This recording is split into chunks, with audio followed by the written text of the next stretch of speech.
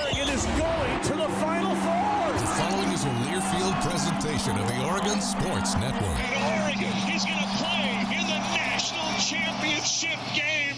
Big Ten champions. Big Ten champs. National champions, yes. Oklahoma City bound the Oregon Ducks. Awesome day to be a Duck, man. Boom inside. Touchdown Oregon. He gets loose.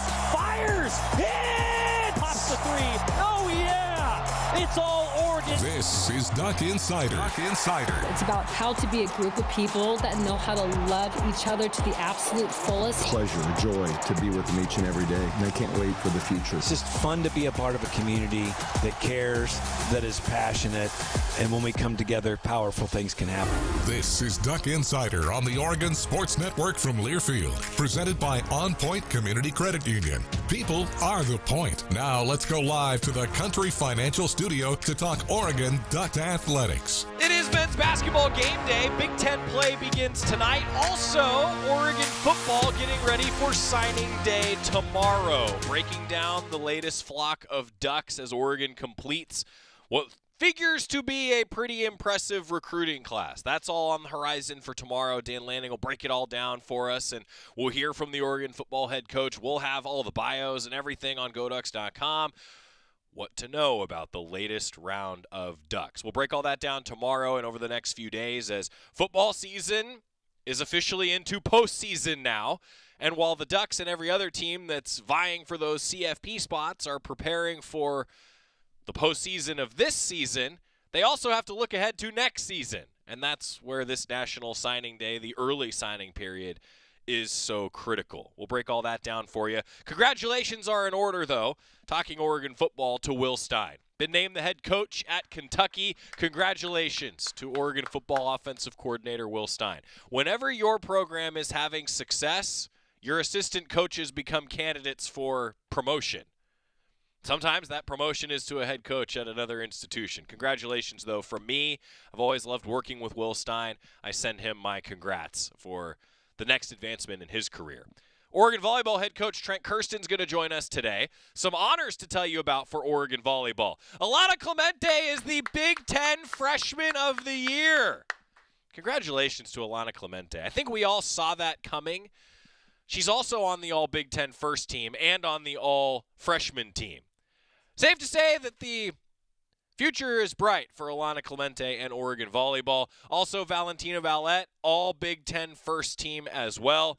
And the great news as we continue to break down that group is a lot of these names will be back. Maya de los Reyes was also named the Big Ten Sportsmanship Award honoree from Oregon Volleyball. Congratulations, Valentina Valette, Maya de los Reyes, and Alana Clemente. Men's basketball tonight.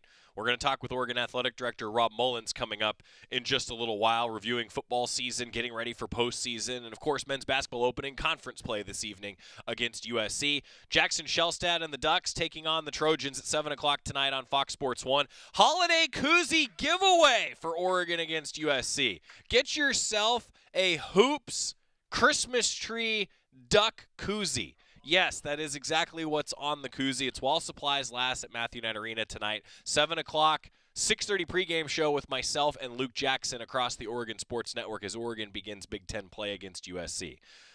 Now, breaking down men's basketball. Let's do that with Oregon men's basketball head coach Dana Altman. He met with the media yesterday. Every time we talk with Coach, it's brought to you by the Willamette Valley Cancer Institute and Research Center. Better cancer care, close to home. Dana Altman getting ready for a home game tonight. What is the last, where do you begin working on the last 4 or 5 days? You know, there's no facet of the game that we're playing well in right now. We start out rebound the ball well and didn't finish that. Our ball movement is not good. Defensively, you know, we're giving up way too many easy baskets. We're a poorly coached team. This is all on me. You know, our parts are better than what we're playing right now. Our players are better. Got a great staff. You know, coaching's about trust. Players don't trust what I'm saying. There's not connection there, and that's on me. That's my job to do that. So, there's no facet of the game that we're playing well in right now. And, really disappointed in the way we're playing. But, again, that's on me. Attention to detail, not there. When we play hard, we don't play smart. There were times in transition defense where we didn't play hard, and that's also on me. It's my job to get them to play hard. So got to get a better connection with our ball team. Again, it's not the assistants. They're doing a great job. Players are better than what they're showing. We just got to get together and figure out a way to improve in every facet of the game. Even if there's only one direction to go in some ways, then I appreciate that. I mean, you're not out there playing defense when you allow 62+% shooting. So, okay. But how are you built to win? Like, even if you got 60 a night from your big three, where is another 20 coming from? Right. Well, we're definitely a different team when Nate's not on the floor. If you look at our plus minus, you look at any facet, when Nate's not on the floor, we're a different team. And he's very questionable for tomorrow night. So, we're just a different team without Nate. But I agree. TK has been inconsistent with his scoring. Dev and Dez at the three haven't hit their stride yet. Sean and Big E. We thought depth was going to be a big part of our team, and figuring out how to play those two guys with the other two guys inside, hasn't been put together at all. So and Way, Way and I have. I just don't know if he doesn't understand. He's taking a lot of quick shots, a lot of bad shots. He's had a couple good days of practice here. He's got to be part of it. We need his scoring. We need his ball handling with Jackson and TK playing 35 minutes. Their defense really lags, and I think their shooting percentages are affected by that. So, we need Way to come along. So it's like I said, it's a work in progress. Those three guys do have to play well for us to beat good teams, to play anybody. And we haven't had them all on one night, which is going to be important here moving forward. But you're right, we've got to have other guys step up, and we've got to get them comfortable. We've got to get them comfortable with the role. And, that hasn't been easy to define because practices haven't been, we've had so many guys miss practice, and, we had Dev and Nate yesterday or the last 2 days. So, we haven't had the kind of practices I wanted to have, but we just got to move forward and try to figure out a way to put the pieces together. How much of the offensive struggles is the fix of just attacking the hoop, whether it's for yourself or for others? Doesn't feel like this team's doing that enough. Not at all. We don't get to the free throw line nearly enough. I'm not sure, our guard strength, Jackson's quick, and TK, has had trouble finishing inside. Dev and Dez, need to get kind of a TJ Bamba, attack the rim mentality. But no, we feel much more comfortable standing on the perimeter, trying to take a contested three than getting to the basket. And again, we get some free throws throwing it inside, but we don't get any free throws driving the ball at the basket. You mentioned that they're just not, the message isn't getting across. What's the role of Jackson and Nate and Kwame and maybe helping get that message through? Well, they have been with us, when we've had, decent teams and got to the tournament. So, you hope those experiences would give you some, background, to develop a team. Nate's trying to be vocal. Jackson's trying to pick it up. But we don't have a connection. And, I talked to the team about that. And, we rebound the heck out of the ball against Auburn, which we needed to do to stay in the game against their athletes. But then the next night against San Diego State, we don't rebound or defend. You know, and we lose Nate early in the second half, or first half, really. You know, his ankle twisted. And, you know, so, again, those three guys are, you know, trying to give us some leadership. But it's a new group, and, you know, that connection between the team, you know, has got to improve.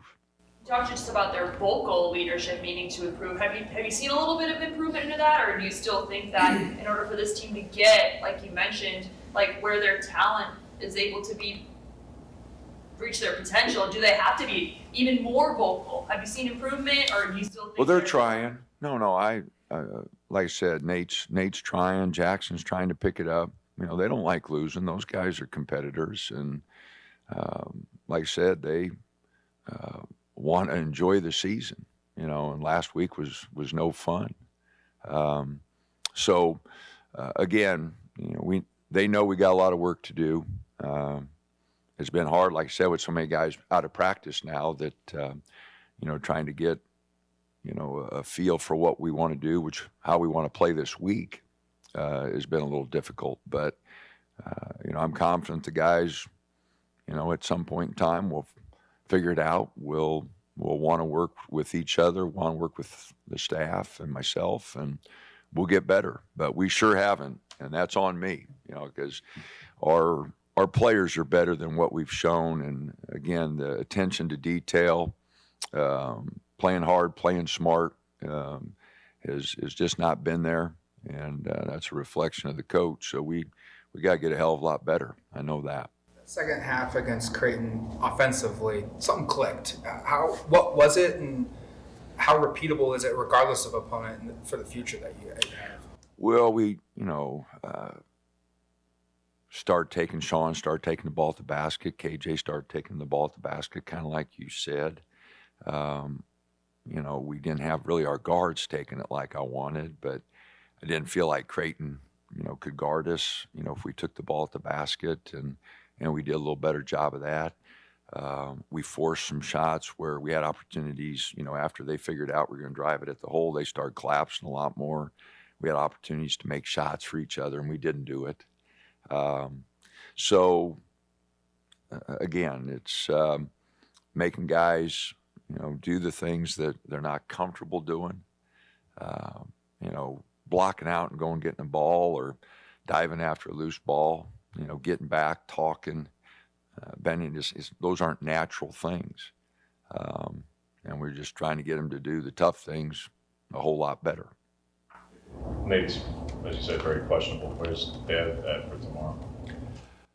Very questionable.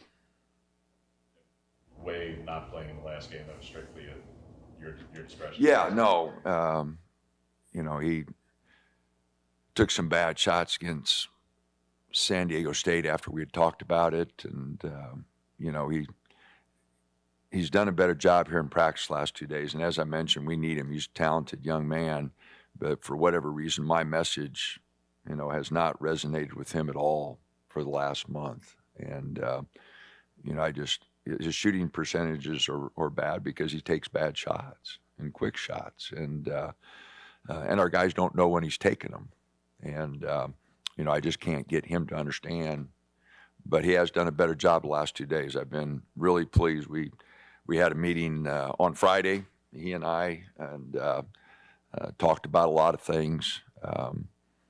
You know, he really had a good practice Saturday and yesterday. So that was really encouraging, and hopefully we're on the same page. And we need his talent. We need another ball handler.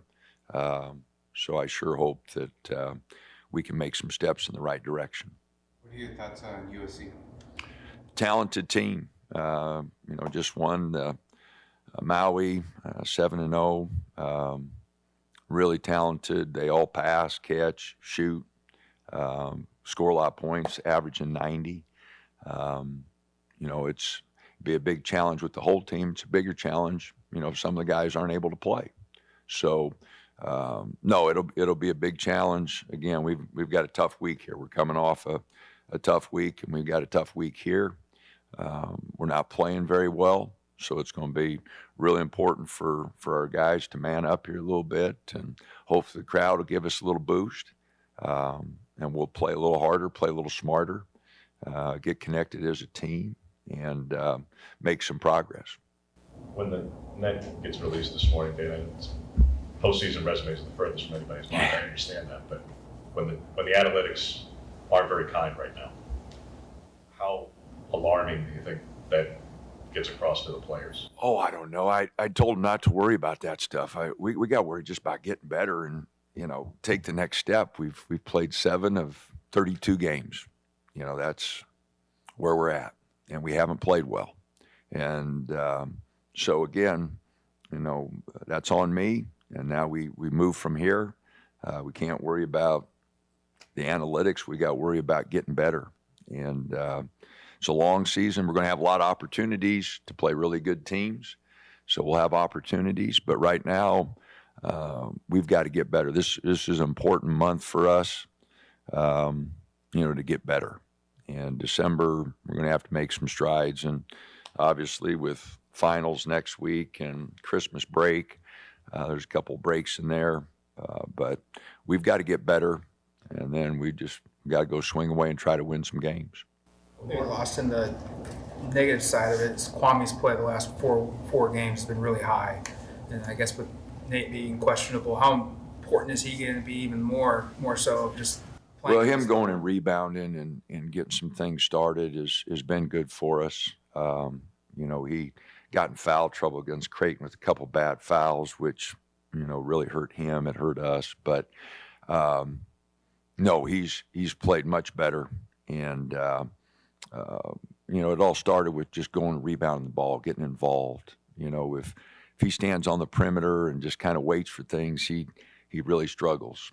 But when he's going after rebounds and getting involved in the game, he does a pretty good job. And he has played solid, and I think it all starts with his rebounding.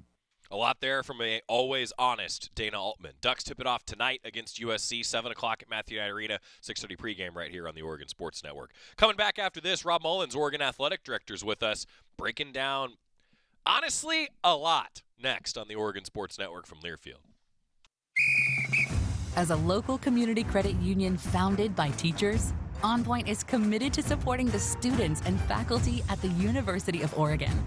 And on game day, we're right there with you, on the field, in the bleachers, and in the classrooms. Drop by one of your local branches today and discover the many ways OnPoint can help support your financial well-being. OnPoint Community Credit Union. People are the point. Federally insured by NCUA. Equal housing opportunity. We know you turn to the Duck Store for all your game day needs. And for students at the University of Oregon, it's even more. Class supplies, jobs, a seat on our board, a place to take a quick coffee break. Because we're your student-first, non-profit college store, every purchase you make directly supports the very community we serve. From working at our counters to studying in the classroom, from directing our stores to cheering in the stands, the people we serve, the students, are the very people who are the Duck Store. Duck Insider continues from the Country Financial Studios in 1 minute on the Oregon Sports Network from Learfield.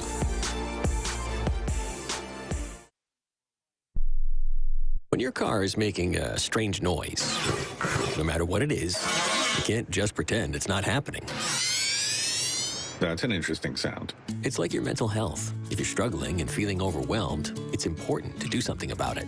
It can be as simple as talking to someone or just taking a deep, calming breath to ground yourself. Because once you start to address the problem, you can go so much further. The Huntsman Mental Health Institute and the Ad Council have resources available for you at loveyourmindtoday.org. There's danger out there. It lurks on highways and quiet neighborhood streets. It's more likely to kill you than a shark and more terrifying than the biggest snake. Distracted driving claims lives every day. Every notification, swipe, social post, video, or selfie while driving risks your life. So while you might think public speaking or the zombie apocalypse is scary, what's really terrifying and even deadly is distracted driving. Eyes forward, don't drive distracted. Brought to you by NHTSA and the Ad Council.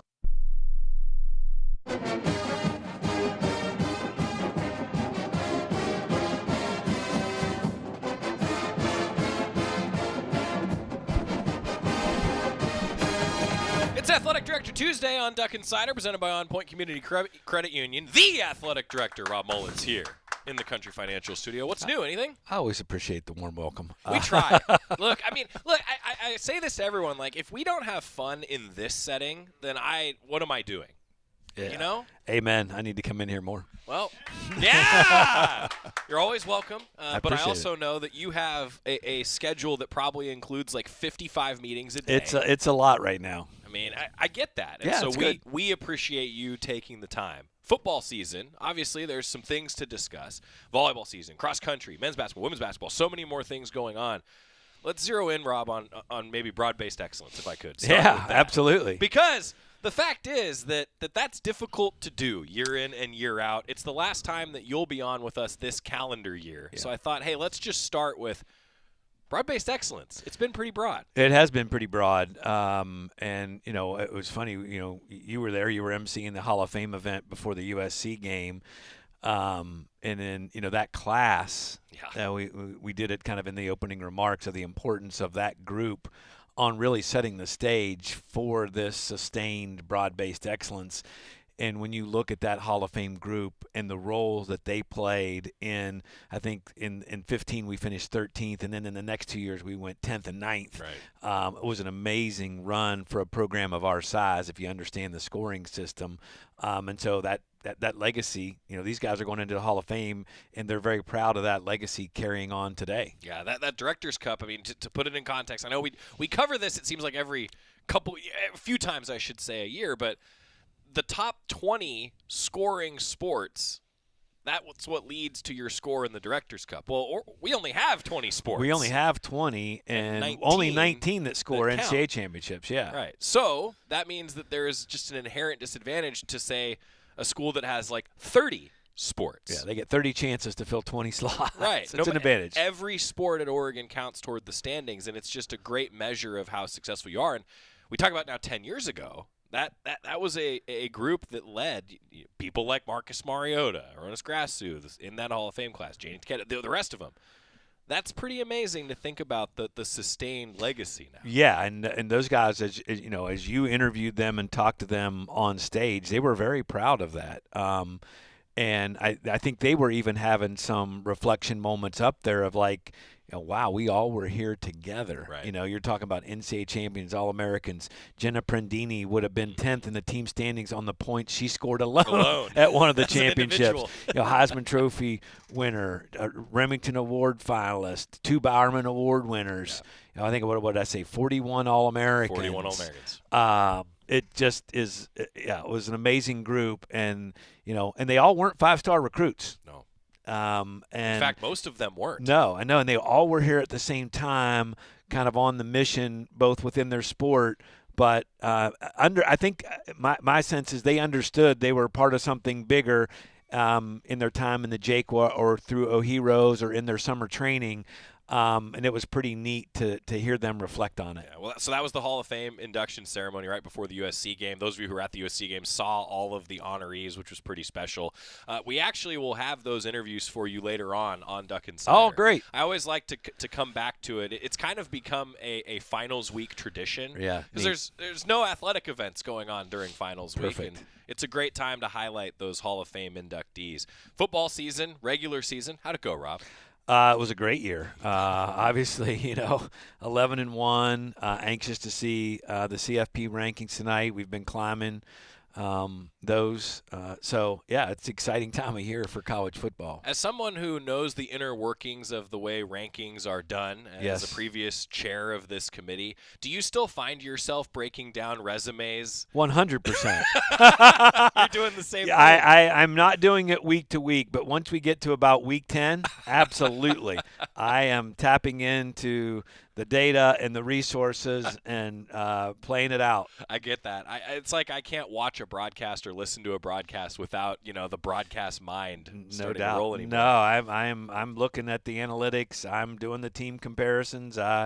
absolutely. That's what makes it fun, though. I mean, I know that some of the rankings, doing it week to week, it gives something for people like me to talk about, but I think it adds interest from fans, to have that idea of, oh, this is what you're playing for. Yeah, and I was in one of those debates recently, listening to it as much as anything, of like, why do they do these rankings so many times and put themselves in a corner, and whether that's, you get into the head-to-head debate, and but I do think it's good for the sport. The ratings prove that.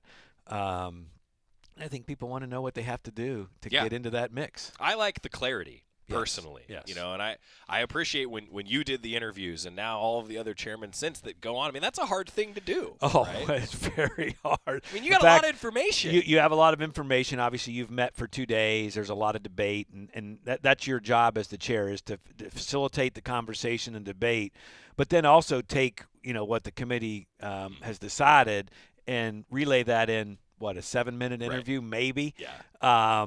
And a media member asked me up at UW, what was it like when you were the chair and your personal opinion differed from the committee's opinion? Interesting. But, you have a job to do. Right. That's tough, though. It is tough. It is tough. It's tough. The win, speaking of Washington, the win at Washington, that's a fun way to end the regular season, wasn't it? It was a great way.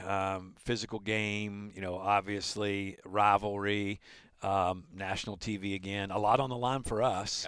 Yeah. But when you win those games and you can exhale after pacing the sidelines for 4 quarters, it makes the burrito on the bus taste a lot better.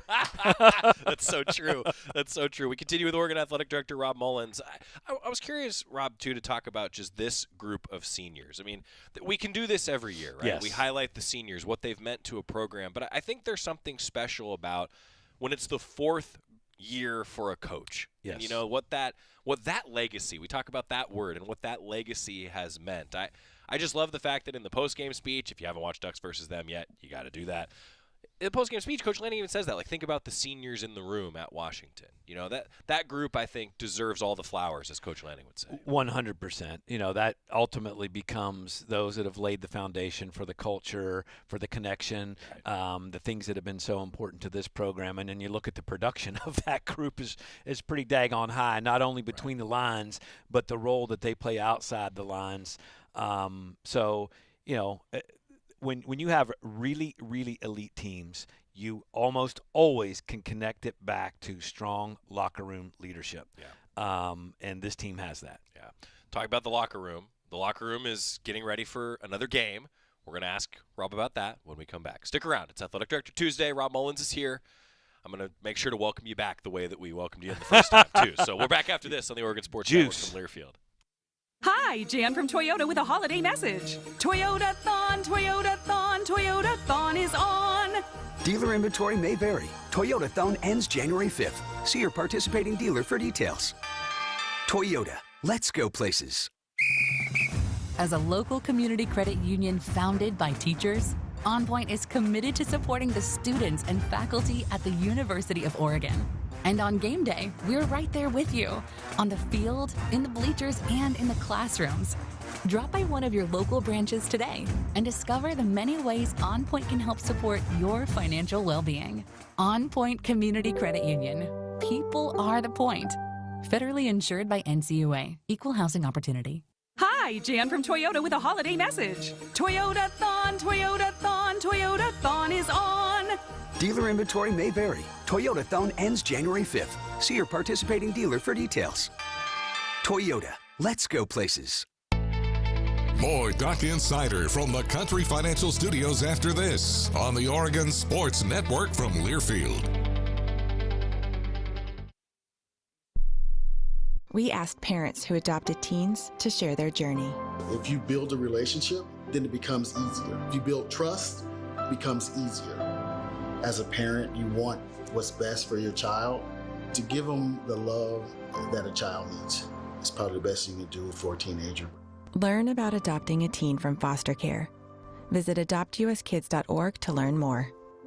A message brought to you by Adopt US Kids, the U.S. Department of Health and Human Services, and the Ad Council. You say you never give in to a meltdown and never fill your feed with kid photos. You say you'd never put a pacifier in your mouth to clean it, and never let them run wild through the grocery store.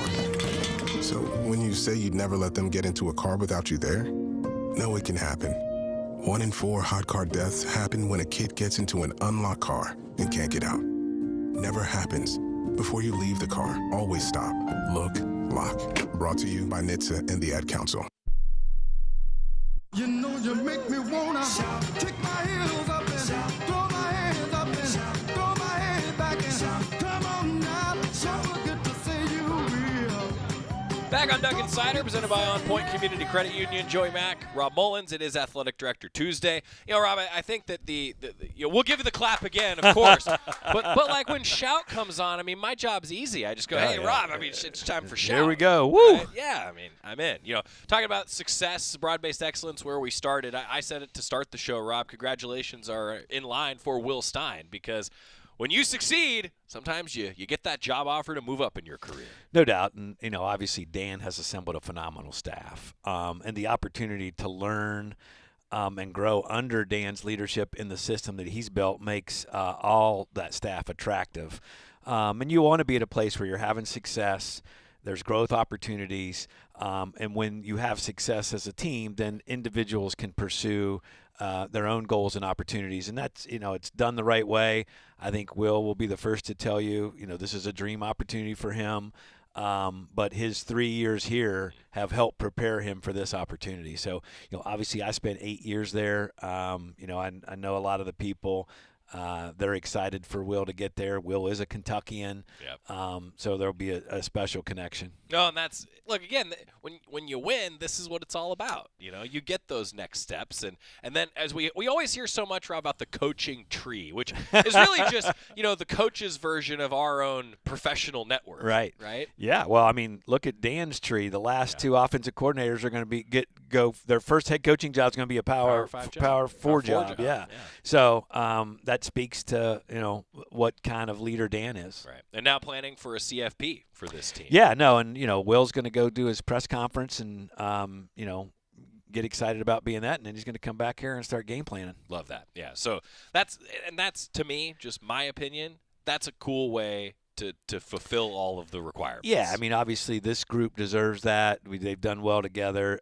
Dan did that when he was at Georgia with a lot of success on both ends. Obviously they won a national championship, and he got a lot of work done putting together his staff and laying the foundation for what would be a great first season for us. Let's hope for a similar formula in a lot of ways then, huh? Yeah, that'd be great. Yeah, I'm all in. Talking about planning for a CFP beyond the team, though, Rob, that's a reality here at the University of Oregon. It really is. Obviously, we had the experience of it as, on the quarterfinal last year, but now we're in that range of hosting a first-round game here December 19th or 20th, and our staff has been in the planning mode under Pooh's direction for several weeks because, you got to be ready to execute and make sure that a lot goes into a game day. There's a lot of contracts that have to be set up, securities, buses, law enforcement, obviously all the volunteer groups have to be on notice that work the concession stands.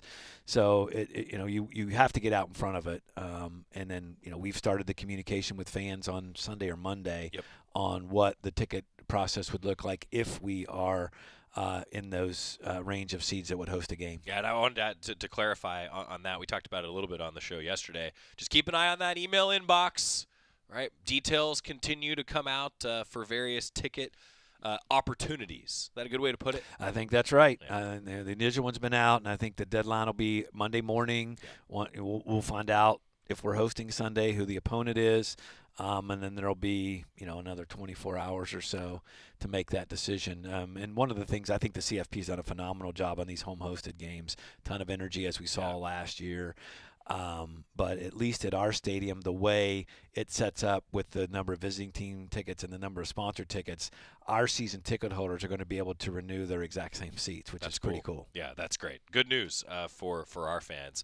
Now, zooming out, if we could, a lot of other events going on around Oregon athletics. We haven't had you on since cross-country nationals. Yeah. To a close. How about that? No, I mean, 2 top 5 finishes at the same meet. Phenomenal years for both teams. To get on the podium for the women is pretty special. And, as we've talked about, you can see the energy on that team. It was a great day for Oregon cross country. Outstanding. Men's basketball opens Big Ten play tonight. Big one, yeah. Big one. No, I mean, I think it's great that we've, for several years we've thrown in these, a couple of early conference games to get that attention on basketball that it deserves. We need Matthew Knight Arena packed and energetic tonight. We're hosting a ranked opponent.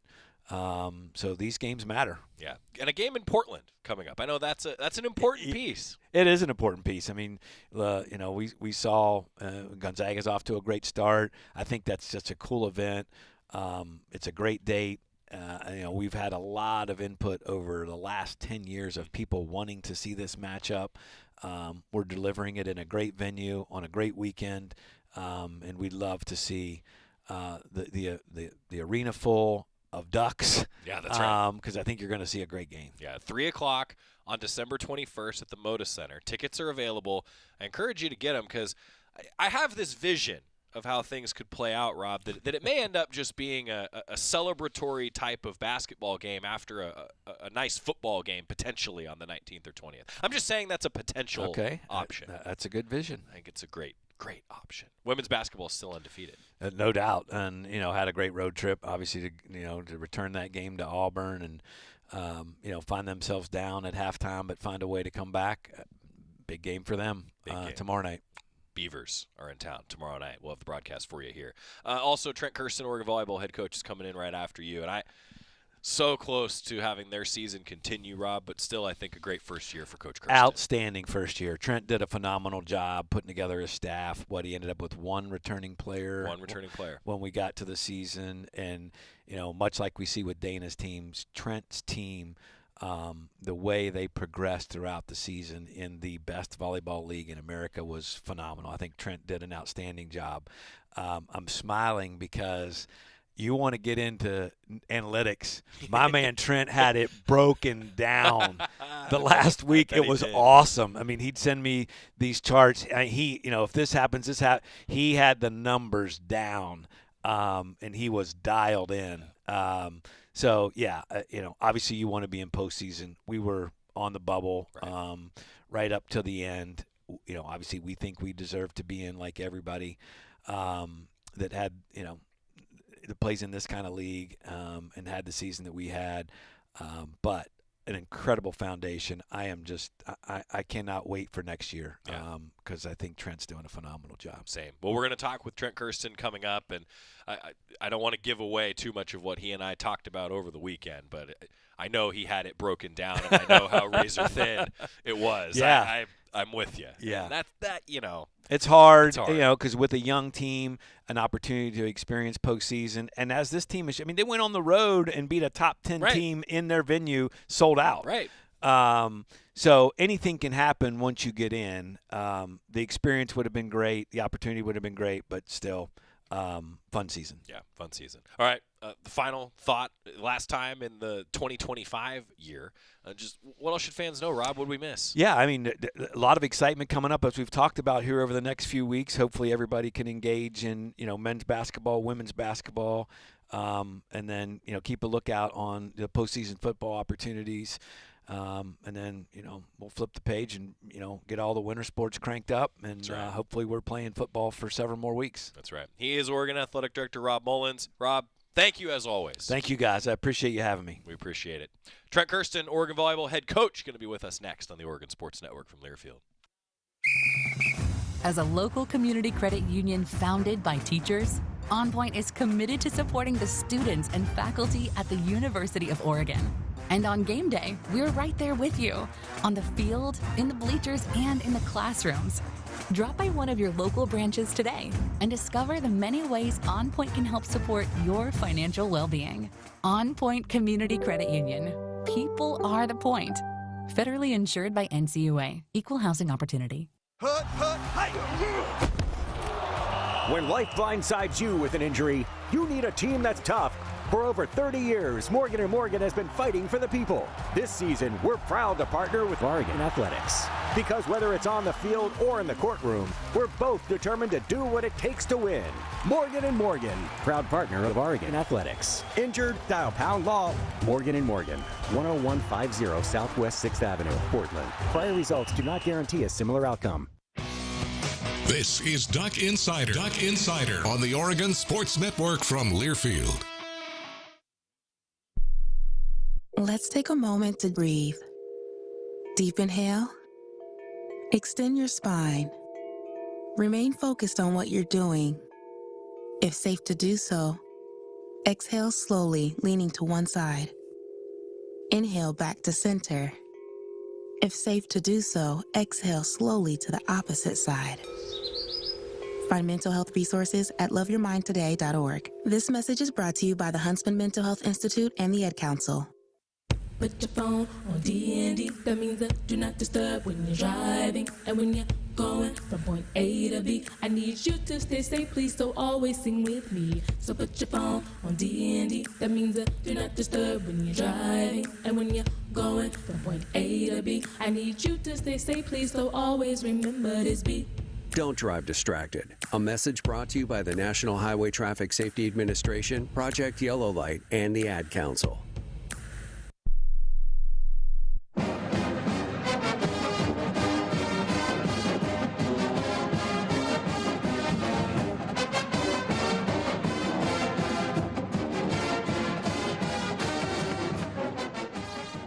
Duck Insider, presented by OnPoint Community Credit Union. Trent Kirsten, Oregon Volleyball head coach. He's with us in the Country Financial Studio again. We ran a little bit late because Rob Mullens had so many nice things to say about Oregon Volleyball, and I want to echo all of those. Coach, I know you want to keep playing. Everybody wants to win the last one. Only one team gets to win the last one. Yep. The last one in the postseason, to be more accurate. Yeah. But, Coach, just congratulations on a great first year, sincerely. Thank you. I appreciate it. I think athletics is one of those strange industries where you fight like heck to play or to work for an extra couple weeks, right? Yeah. And when you don't get your name called, it's so disappointing. But at the same time, there's so much to be proud of. There's definitely a competitive side of me that's like itching to be playing right now, right? And to be coaching in the gym and all that stuff. And that was our mindset. And like we got a lift in on Sunday before the selection show, expecting to be able to get after it this week, and unfortunately didn't get our name called. And I think the committee has an incredibly tough job to do. I think there's so many metrics that you can look at on how teams are performing to get in and all these things. And I thought our shot was like our high end wins were very good. And nobody that was on the bubble had the same quality of high-end wins, and we had them both at home and on the road. And so that was kind of my argument of like, hey, I think we should get in because of this. And nobody that was close had it in a back-to-back, and that's exactly what you're going to have to do in the first round of the tournament. And so I thought our profile proved that we could not only win a first-round game, but we could compete really well in a back-to-back and win in that second one. Yeah. To go back to, I'm curious, just like you talk about the team for a moment, right? I mean, you go on the road this last weekend, Coach, and you had to be proud of the performance from the team at the end of the regular season, I'd bet. Yeah, that's a monster of a road trip, and then I'd never been over there, and so like my geography on the East Coast is awful. Mine too. Yeah. I'm right there with you. Awful. And so we started at Rutgers, and then we went south. I was like, oh man, I had no idea we were going there. And then I'm laughing because I've had the same experience now. This whole larger conference, and it has tested my fifth grade geography. Yeah, 100%. And then we have a off day between the matches, which is Thanksgiving, which Thanksgiving on the road, we make it as good as it can be. Right, I'm with you. But there's only so good you can make hotel eggs in the morning and hotel Thanksgiving, in the evening. I'm so grateful to the hotel staff and everything, but it's just not like your traditional Thanksgiving type of deal. It's not your turkey. Yeah. I get it. And luckily, we got out a little bit. We went and saw some monuments, which was my first time of going. Cool. We saw Lincoln's Monument and everything around there, and so that was really special because I had never been, and a bunch of our team had never been too. That's cool. So, and I gotta imagine too, like that's a cool end to the season, even though you don't want it to be. Yeah. Like, I feel like, Coach, your team over the course of this entire year demonstrated how special it can be when a group comes together quickly. And that's really what you all had to do. Like, could you put that in context now at the end of the season? I know that's hard. Like, that's a tough question. But it seems like it's such a valuable piece of the culture you've built. Yeah, I think, somebody asked me in one of our chalk talks that we do with season ticket holders before the game, was like what percent, like you guys have spoken about your building the plane while you're trying to fly it. And the question was, like, what percentage is built? And I was like, probably 40%. And she was shocked. She's like, wow, you guys are playing really good for 40%. But there's so much groundwork that we can do with an actual spring for us and for our team and for their just overall physical development that is going to put us in such a better spot to be even more consistent this year. And yes, like, we built through the year and we were playing good at the end, and you saw some of those flashes like at Purdue and some of those things, but like, we had some still fluctuations where you really want to take care of a couple more at home, and we want to take pride in playing in Matthew Knight. We had great fan attendance. We had great student section attendance, like all that stuff through the season, and we really want to take care of those home games a little bit more. And obviously, we were able to take some shots on the road and pulled off a couple, which is great. Right. To that point, then, I'm curious to what's it look like now moving ahead for your team? Like, what are some of your priorities here over the next few weeks, few months, even for fans to know? Yeah, I mean, retainment, number one. Number two would be, looking to add a couple positions for our roster right now. We only had 2 middle blockers all year long. And so that's a position that we need to address. And we've got, a freshman coming in, and we've got also a libero coming in January, which will be super helpful for our gym. But like, we have some places that we'd like to see if we can add some depth into our roster and see, what we can do in the transfer portal right now. Obviously, retainment is a big deal. Like, I want people to want to be here, and I want people to believe in, how we're teaching and how we're doing things. And, but each year there's going to be, like, in this new era, it's going to be 1 to 3 people that leave every single year. And that's, I personally, I think that's okay. Like, just because someone's leaving Oregon volleyball here or there, like, doesn't mean we're in a bad place. It just means maybe it wasn't quite a fit, or we weren't quite ready for each other in their career yet. Sure. And so I think, every program is going to have some type of transition in every single year, and it's just like kind of the new norm. Obviously, we want to retain our key players and see them develop over the year. Alana Clemente just got Big Ten Freshman of the Year. Yeah! Like, obviously, huge honor for her, and you could see her get better and better and better through the year. Gosh, what a steep curve of progress for her, And then, Val was second team All Big Ten last year and came here, changed position, and then was first team All Big Ten this year. How about that? That's so awesome. Yeah. So awesome. So proud of them. I think they would also tell you, like, hey, it's because of, not only their work ethic, but their teammates' work ethic and everything that everyone was doing around them. Well, and I'm glad that you brought up the award winners, because it is nice to see that recognition. I imagine they had some smiles on their faces. And yeah. Maya, too, for the sportsmanship Yeah, award. for sure. And I think, getting to talk to a couple of them yesterday, I got to talk with Alana and her father on FaceTime and let them know, and it's like, gosh, like, what a special moment for them. And cool. I think Valentina was shocked. She was like, really? Yes.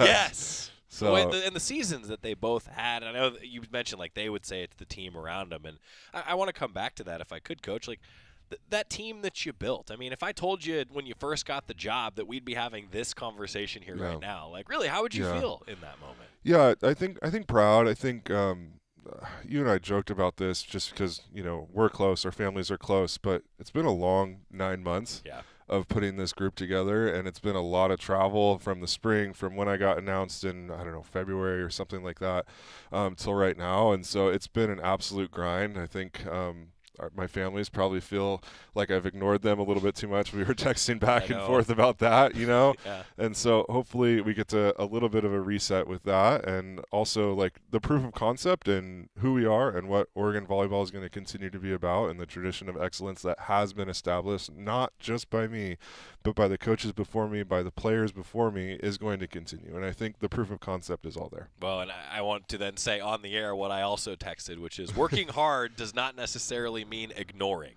Yeah. Right? Yeah. And I think you had a hard job. I agree. I think I love my job. I absolutely love it. And I think my response was, I'm not sure our wives see it the same way.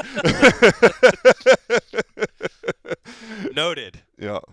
Let it be known. Noted. Yeah. Well, and now I'm curious too, like you talk about the transition and just the value of a spring and the roster outlook. You alluded to this a little bit, but just how excited are you already for next year? I mean, again, I know you want to be getting ready for this weekend, but I know you're a competitive guy. You're probably raring to go again, aren't you? Yeah, I think some of the end of the year meetings are exciting because it's like, hey, here's what to expect, and this is what to expect from winter quarter. This is what to expect from spring quarter, and spring quarter is going to be major volleyball on-court skill development. We will use every single hour of our 20 hours that we have available, and we're going to develop on-court. The winter quarter is going to be a little bit different. It's going to be a little bit more focused on building your body up. Okay, and then we'll get our on-court segment, and then you guys will bounce for a couple weeks over the summer, and you'll be back, and it's all about prepping your body for season at that point. Right. It moves quick, doesn't it? So quick. I think that's, one of the challenges of being in athletics is it's constantly evolving, right? And so you have to evolve with it. You have to train in new ways. You have to figure out how do we come up with one more point a set in some of those tight ones, like our tiebreakers versus USC. Our tiebreaker at the end versus Michigan State. We had 2 deuce sets against Michigan. Like, how do you come up with one more point as a staff, and how do our players come up with one more point with either their decision-making or how they're seeing the game or something? But you got to pick apart, and really you're fighting for 25 one-point battles each set, And so can you individually and collectively as a team come up with one more point so we're actually beating those teams 25-20? Well, first of all, did everyone hear how fast he just referenced all of those, right quick? And also, every time you get to this point of the season, and especially for a team that had a resume that was on the bubble, quote unquote, I know every one of those plays gets heightened, doesn't it? Like, it really shows the value of every single play over the course of a season. Every single point, every single play, it all matters. And, Rob mentioned this. I'm pretty analytical with how I'm looking at things. You? Never. Yeah, I know. And so I've got this spreadsheet that works out like, hey, this is how our RPI is calculated. And it's got all the numbers. It's really complex. It's got all the numbers in there. And all I had to do was change one result. Pick any loss, change one result, and we're in. Dang. Yep. So that's tough to hear, right? It's very real. Right. It's very no, this was it. Right. But you think about just one time could we come away with, the tiebreaker or this or that or whatever it is, but it doesn't even have to be a top 25 match. It can be some of the other matches. It can be San Diego State at Long Beach State. It didn't matter. It was just change one result and you're in. Wow.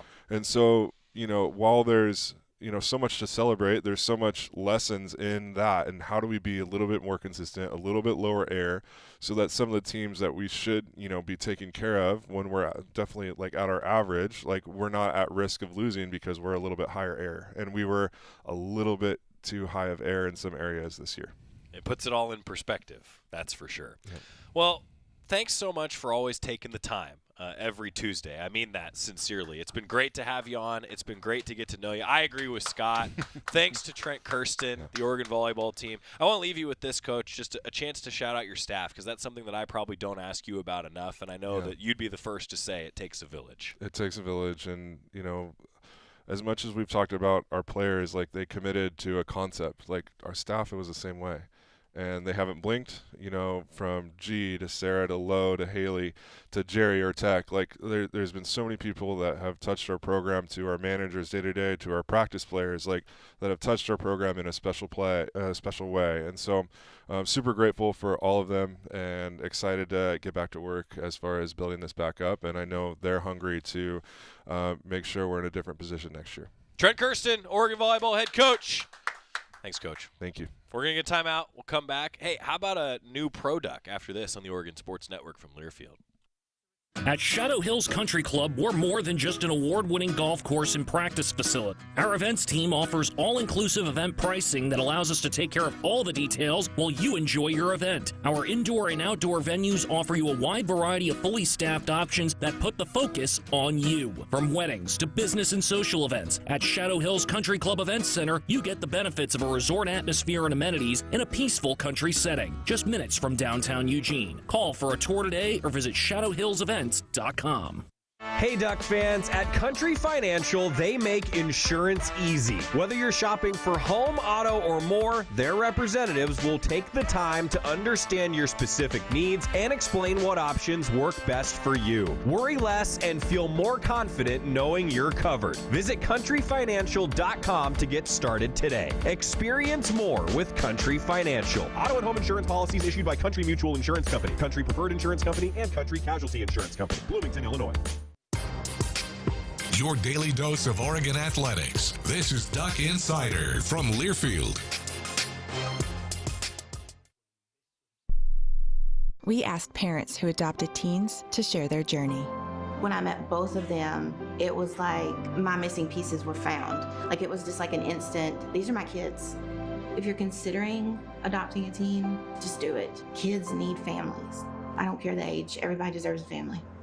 Learn about adopting a teen from foster care. Visit adoptuskids.org to learn more. A message brought to you by Adopt US Kids, the U.S. Department of Health and Human Services, and the Ad Council. My name is Teresa Barber. I was in the United States Navy, and I served overseas in the Middle East and Africa. Early on in my career, I had a commander that taught our suicide prevention training, and the very next day, he took his own life. 90% of suicide attempts involving a gun are fatal.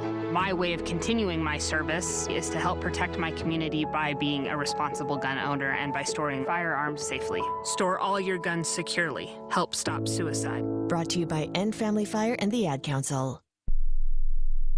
I want you to know. I said I want you to know right now. You've been good to me, baby. Better than I've been to myself. Final segment on a Tuesday, getting ready for Oregon basketball tonight. Ducks hosting the Trojans. Men's basketball needs a win. I need a win tonight. Let's keep the vibes high with the CFP rankings coming out. Holiday koozie giveaway. It's got a duck head. It's got Christmas trees. It says hoops on it. What else do you want on your koozie? Come get one tonight. 7 o'clock at Matthew Knight Arena. Gold Glove shortstop Paige Sinicki, selected 20th overall in the Athletes Unlimited Softball League allocation draft. Sinicki was selected in the 4th round Monday by the expansion team AUSL Cascade, who are expected to be based in the Pacific Northwest for the 2026 season. Paige Sinicki, congratulations. Won the Rawlings Gold Glove at shortstop last year. Flashed a lot of leather throughout the course of her career. Led Oregon to a Big Ten championship, Women's College World Series. She had a great year at the plate, great year defensively. Congratulations to Paige Sinicki. We've been talking, Coach Lombardi and I have been texting a little bit about having like a little check-in here in the month of December now that fall ball has closed. We might do that with Coach Lombardi coming up. This just gives us something else to talk about. See you at Matthew Knight Arena tonight, 7 o'clock tip. This message is for Shauna, my mom who just finished her high school diploma. I wanted to say I'm so proud of you for finishing school. You told me it's never too late to achieve your dreams. I hope to make you as proud as you have made me. When you graduate, they graduate. Finish your high school diploma for you and for